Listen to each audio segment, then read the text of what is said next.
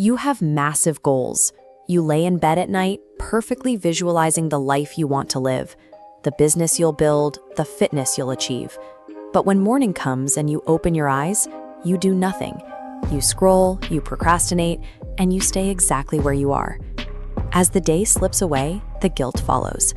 It's easy to assume this is a character flaw, that you are just inherently lazy. The reality is biological.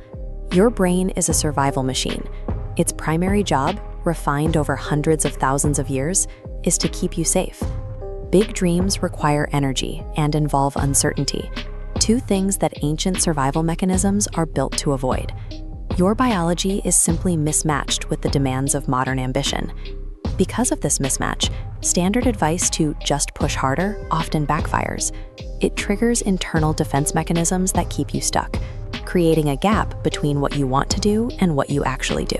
Consider the common instruction to visualize your success.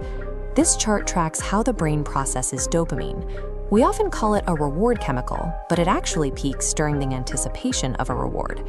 The spike you see here happens while you are imagining the outcome. When you daydream about the finished goal, your brain collects a chemical hit of achievement. By the time you sit down to work, the dopamine baseline drops flat. You've already experienced the win in your mind, so the urgency to earn it in reality disappears. Then there is the advice to hustle through the fear. Inside your brain, the amygdala scans for threats. It cannot distinguish between a physical predator and the emotional threat of trying something and failing. To your survival hardware, both feel like danger. When a dream feels massive, the brain perceives it as an existential risk. It triggers a stress response that keeps you immobilized, favoring the safety of the familiar present over the danger of a big, uncertain future. Another major hurdle is the cultural pressure to pick one single passion and hyper-specialize. This one-thing mindset is a byproduct of the industrial era. Adam Smith's division of labor turned people into specialized factory components.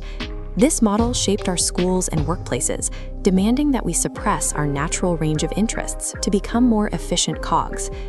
Historically, innovation didn't come from narrow focus, but from the intersection of wildly different ideas. This is the Medici effect, where polymaths combined fields like poetry and mathematics to create breakthroughs. Leonardo da Vinci achieved mastery by ignoring these modern boundaries. He studied anatomy, engineering, and physics to inform his art. The demand to choose a single path is a relatively new invention, disconnected from how the brain actually thrives.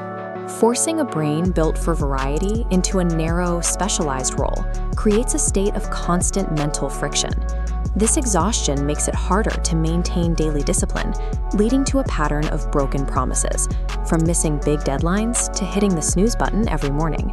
These small failures damage your self-efficacy. Your brain is a prediction machine that bases future success on past data. Every time you break a small promise, you provide evidence that your own words are unreliable. Trying to force yourself into societal boxes that don't fit your biology has eroded your self-trust. Your brain now predicts failure before you even start, making action feel physically and mentally out of reach. You cannot fix this through willpower alone. Attempting a massive life overhaul will only re-trigger the amygdala's alarm system. You need a way to bypass those biological defenses. The solution starts with the micro-commitment protocol.